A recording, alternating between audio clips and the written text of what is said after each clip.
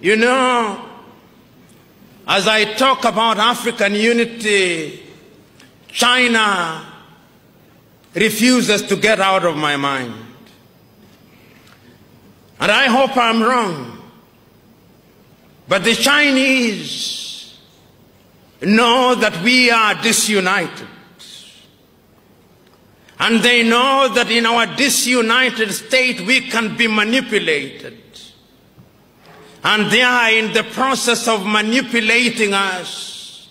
So today, there is not a single African country in which the Chinese have not built a stadium.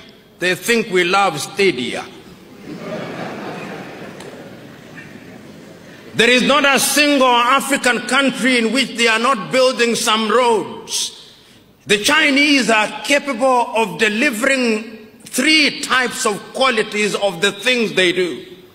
Quality number 1, they take to the United States of America and Europe. Quality number 2, they take to their fellow Asian countries, including India. Quality number 3, which is at the very bottom, they dump in Africa, and the Africans consume them gleefully.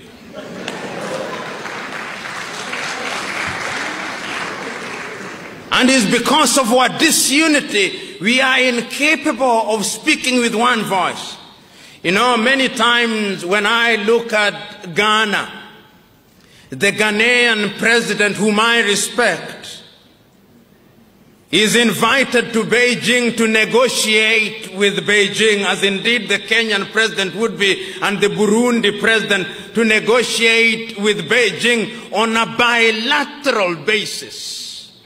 And when they invite African leaders, they humor them, complete with guards of honor and 21 gun salutes, so that they think that they are equal.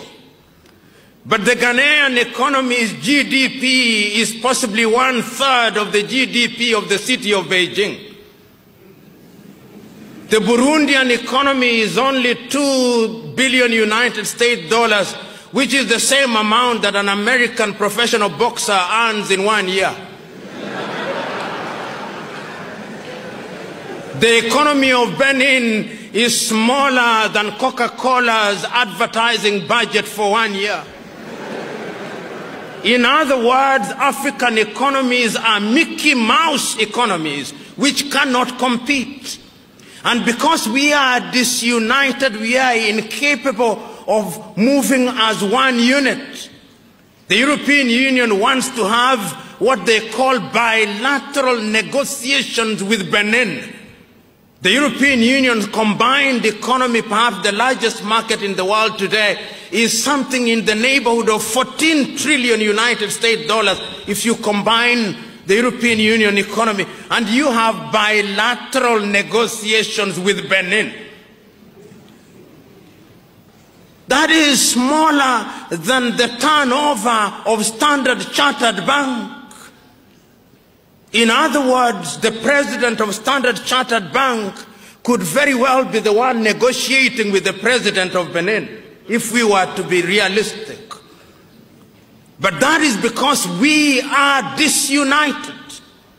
And I'm submitting to us that the only antidote to that is our unity.